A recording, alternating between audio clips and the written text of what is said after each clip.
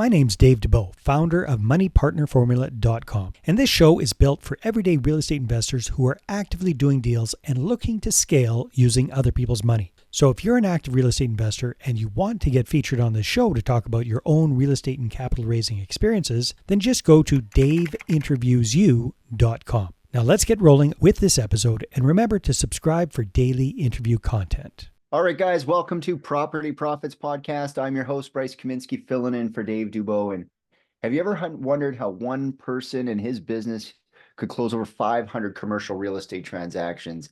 Well, today, my guest, Cody Payne from Fort Worth, Texas, is here to shed some light on his remarkable journey in the Dallas-Fort Worth real estate market, development, commercial spaces. He's done it all. Cody, welcome to the show. Great to have you here. I appreciate it, man. Thanks for having me. Pretty impressive career spanning a couple of decades now. Commercial's not an easy thing to do either, because you start in on commercial. It's not like selling your first house. Like these are specific clients and they have specific requirements. So what initially drew you to the field, and how has that kind of evolved over time? No, you're absolutely right. The commercial real estate field, as you're aware, is not the easiest field, especially starting out. Luckily for me, when I started in 2005, the market was doing pretty good at that time, and then obviously started crashing in 2008. And so I, kind of helped solidify or insulate myself a little bit. But it's been a great time. I mean, look, before that, I was a car salesman and was just kind of paying my way to go to real estate school and build up, the funds that I needed to kind of last that first year or two, if need be. And so, the other thing is I didn't want to go to college, and it was a career that I could do without going. And I convinced a local guy who had a brokerage shop, who was kind of struggling to keep agents. I convinced him to hire me. He didn't want to because he wanted college degrees, but he said he would hire me if I went to college. So I went to college at night and worked for him during the day. And that's kind of how I got started, and just, been doing it ever since. Have a great team of guys that I've worked with for a long time. We've been together a long time, and just love the evolution of it and what we've been working on. So with your extensive experience in selling office and industrial investment properties, could you give us some key insights on, or, maybe even some current trends and opportunities in the Dallas-Fort Worth market? Well, I'd say the biggest thing is, and I know you and I were talking about it before we were on here, but is the small bay flex industrial. I think that's kind of the sleeper asset class that a lot of people are actually now realizing is, a future asset class that a lot of people are trying to get into and are getting into. It's an asset class that a lot of higher level funds and institutions never had any interest in being in, and now a lot of those guys are buying it and eyeing it, and you're seeing it get built everywhere. It's very unique. It's a lot more diversified than it used to be. But yeah, we absolutely love that asset class. We help a lot of people build it. We build it. We invest in it. And that's the best thing about it, because I've got several friends that are in the business, and they hate the asset class that they work in. Like they would never invest in it, but they sell it. And I think that's why we have so much fun, is because we actually enjoy the asset class and we want to invest more into it. So we're doing it all over Texas. We work on it all over the U.S. We're very big in it. We help new developers, existing developers. We help funds that are trying to portfolio these to maybe sell it to institutions. We try to tackle every angle we can on the small bay side. Yeah.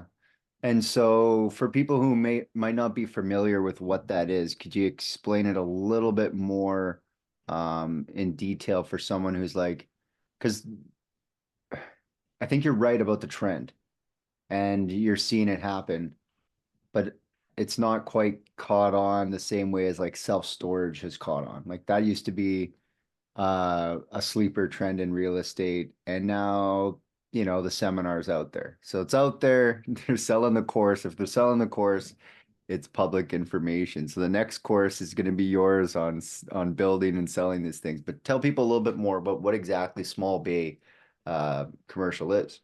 So there's actually a few names that people use for it, right? They use small bay, they use flex space, they use mini warehouses, shallow bay, incubator space. I mean, there's several different names for it, but at the end of the day, it's the same thing. And what it is, it's essentially, warehouse space that has the ability to, and a lot of the units, will range anywhere from 1,000 square feet up to 5, 6, 7, 8, 9,000 square feet. You don't really see tenants in those exceeding 10,000 square feet too often. But it's a type of asset that you typically will see that'll have a, garage roll-up door, a walk-in door. Sometimes they'll have nice glass, showroom entry. But there's spaces that allow you to, in Texas, for example, you'll see a building that's building's maybe 20,000 square feet, but it has 10 tenants in it, right? They're all 2,000 square feet, but a lot of times it allows those guys to go from 2 to 4,000 to 6,000 back down to 4. And so they're very flexible. That's where they get that name, the flex space, because they're very flexible spaces. And they're a lot of times they're very minimal finish out going in, right? They usually are just kind of a warehouse, maybe one Empty. office and a bathroom, and then you kind of tailor it to the tenant and go from there. But a lot of times you'll see them running anywhere from 16 to 22 foot high ceilings. You'll have like an Um, office over the office at the back in the bathroom and there, a wide yeah, open space. pretty much. And so they'll tailor to, your general contractors, your contracting companies, plumbers, landscapers. Depending on how you build it, you can tailor it to, showroom, retail, even office. And so they have the ability, depending on how you build it, renovate it, whatever you do, if you're buying existing, they have the ability to pull from other asset classes, which I think is probably the most unique thing, because I don't know another asset class that actually has that ability to do that.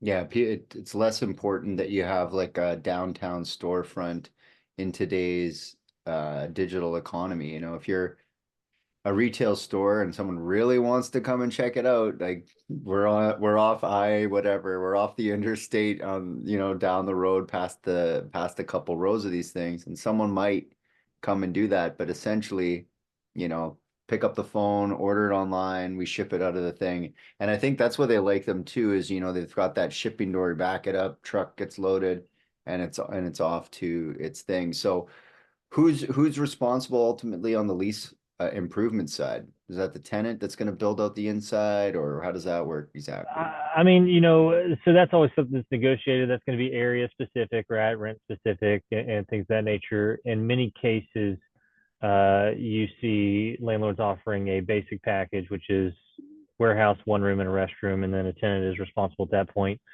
for either expanding on that, a lot of times with their own money, or landlord can do it and put that into the rent somehow. But they're generally very efficient, very friendly management assets as well.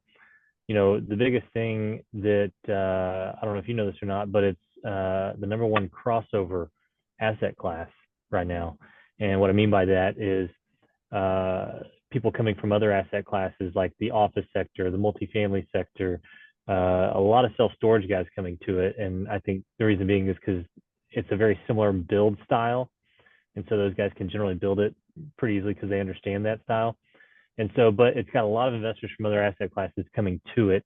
And one of the main reasons why I believe is, and a lot of times they'll tell you the same thing, is, what inflation has done to some of this stuff, right? So your retail centers, your office buildings, when a tenant leaves, your TIs, your tenant finish out is substantially higher than it was 4 years ago. But Yeah. on the small bay flex, it's very much on the minimal side. And so your below the line items, what a lot of people call it, your below the line items are a lot friendlier. Tenant retention is good. Tenant pool is great. And so that's why so many people are coming in from other classes to it. Well, that too, and I think the turnover is probably a lot faster too. It's less, like you were saying, built out for, everywhere I drive in my city, and I'm sure in your city, there's still that building that looks like a Blockbuster. And it's just like, okay, yeah, that used to be a Blockbuster. I know it's got the same shape and the same silver windows, and it's got the same awning. And, like not every person wants to take that building on, even though it's a McDonald's now, we all know that it's a Blockbuster. So at least these things are relatively uniform and kind of whitewashed. And I imagine that the construction, the dollars per square foot is not that high, being that, I see a lot of them, they're insulated metal, metal structures. They look like big sheds in a lot of cases, and um, there's no basements, asphalt, the whole thing. So is it, versus like other conventional retail, like a brick and mortar strip mall, on the investment side of things, what's the cost comparison if I'm like, oh, I'd like to build, you know, for a four bank of these things out off the highway here. I got the dirt, um, and then I'm thinking, oh, should I do self-storage or should I build these kind of, flex space buildings? Well, so obviously the build is how you want it to look, right? You got the efficient build, which is like the basic build. We've seen those go as low as $85 a foot. A lot of the builds that we're seeing right now are running anywhere from 110 to 125, and that's for adding certain things to it. Maybe some more glass to the front, maybe higher ceilings. There's actually a lot of amenities you can do to these parks as well, and so it's going to run. I would say your sweet spot that we're seeing right now is really running around that 110 to 125, and then obviously in other markets like California and some of these others, they'll be substantially higher. But for the most part, when you look at Georgia, Texas, Colorado, Florida, I mean they're very similar in pricing. And it's interesting, there's out by our airport here, there's like old style, like commercial, row commercial, where it's just like you're in unit, 32, 101 and 103 and, all the way down, and they're just brick things, but it doesn't accommodate as many businesses. They might have a door, they might not have a door, they might be able to ship stuff.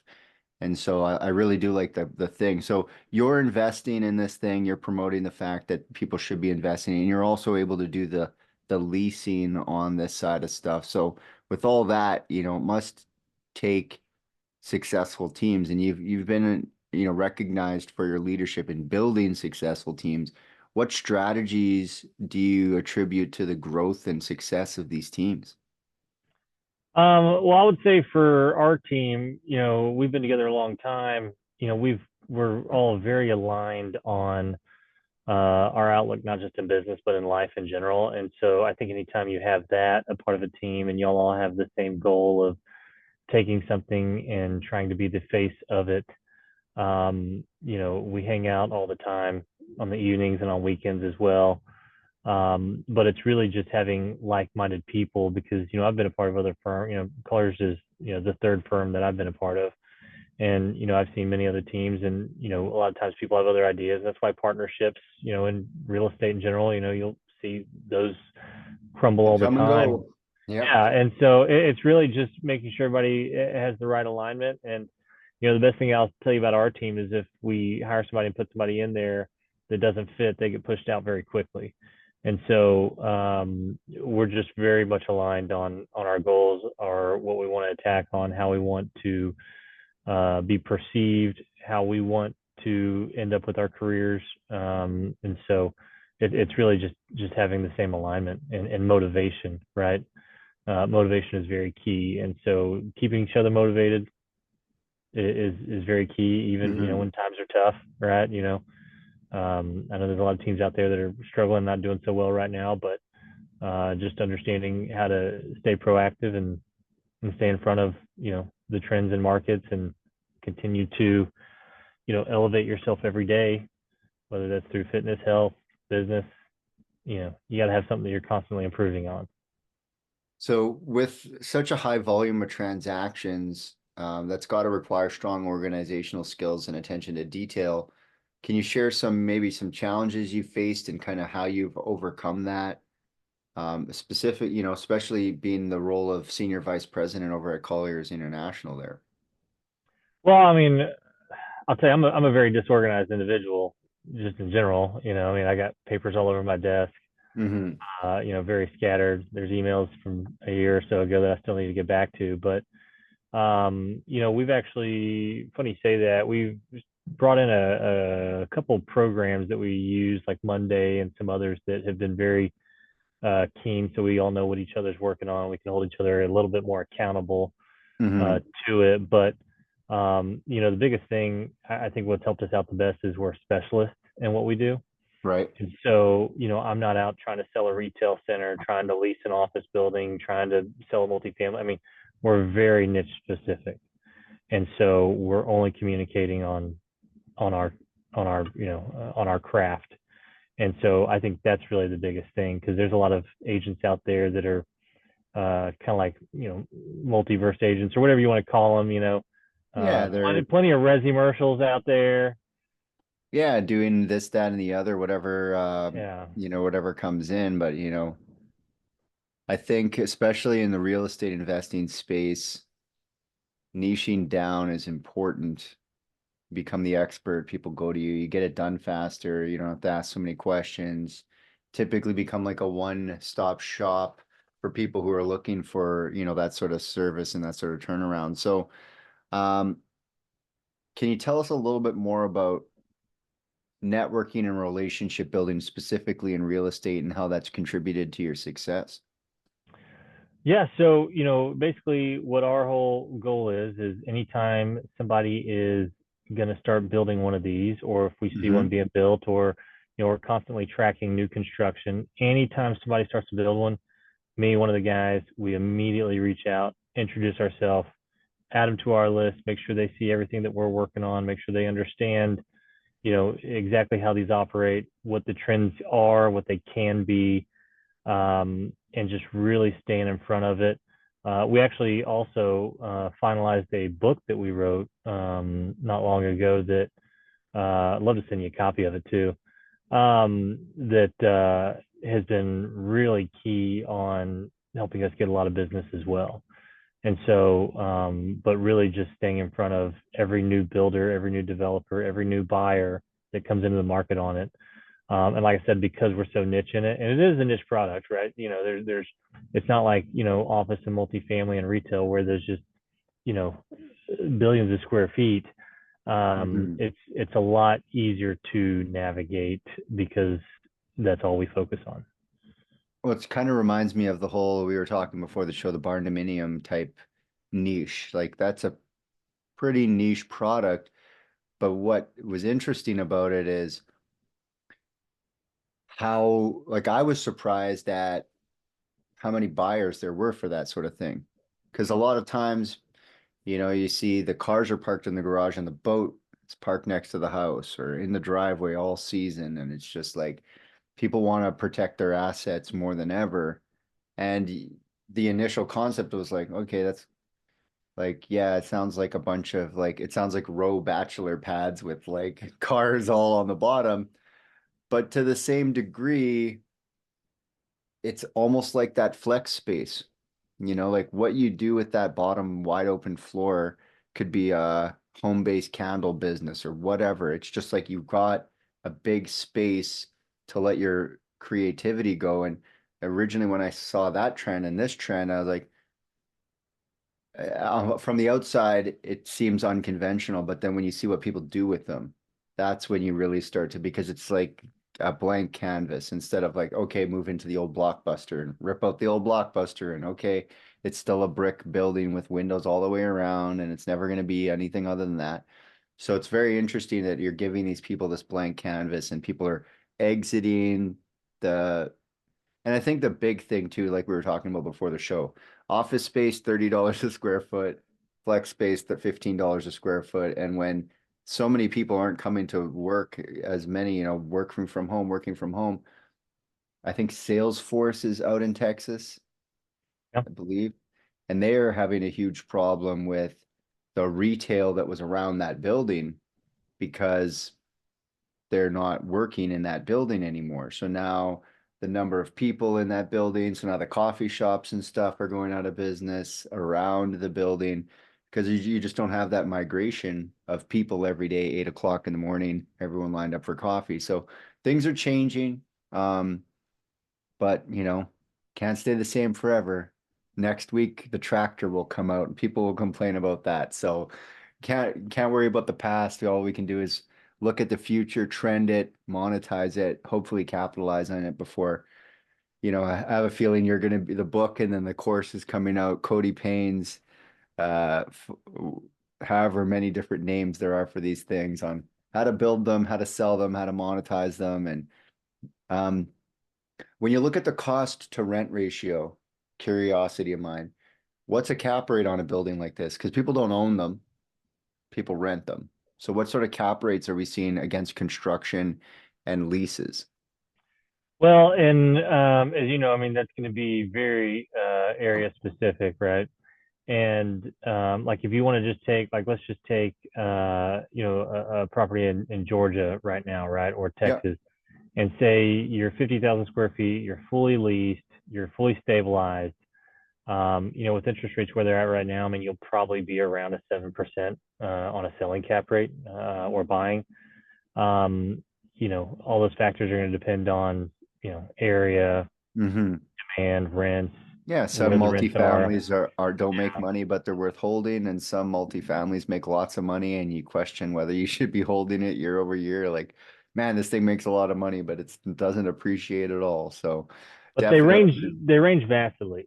yeah, I tell you that. So we've sold it. So last year, I mean, we were anywhere from 4% up to 7.5%, and it just depends on build quality and all that stuff. And that's the best part about it is these things have been experiencing tremendous rent growth year over year over the past 4 years. In some areas, over 10%. And so that's why their cap rates just varies expand so quite a much. bit, Yeah, because I which is can very similar to imagine. multifamily. Yeah, I could imagine location. If you're out in the middle of the desert somewhere and you build these things, like, congratulations, you've got a bunch of like sheds in the desert. But if it's in a nice, location that's convenient as well as not, maybe not so expensive to construct, where market rents for these units could vary, drastically. Suddenly it's all glass and it's like a outlet mall. It could easily be an outlet mall where you walk in and it's Nike and this and that and the other because it's got the space and the cost. So definitely an interesting thing. So if people want to connect with you, they want to find out more about these things, what should they do? How do they find you, Cody? Easy.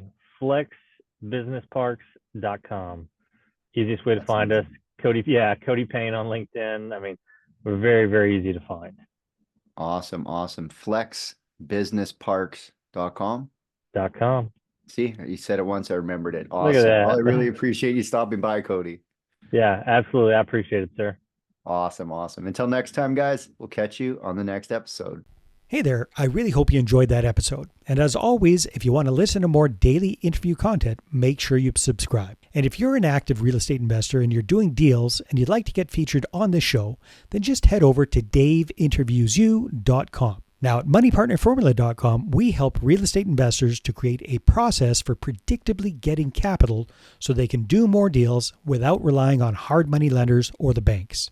We do this by building them a private capital marketing system. Now, if you want help turning yourself into a big money capital attraction machine, then book a call with our team to see how we can help. Just visit moneypartnerformula.com to find out more. All right, take care, and we'll see you on the next interview.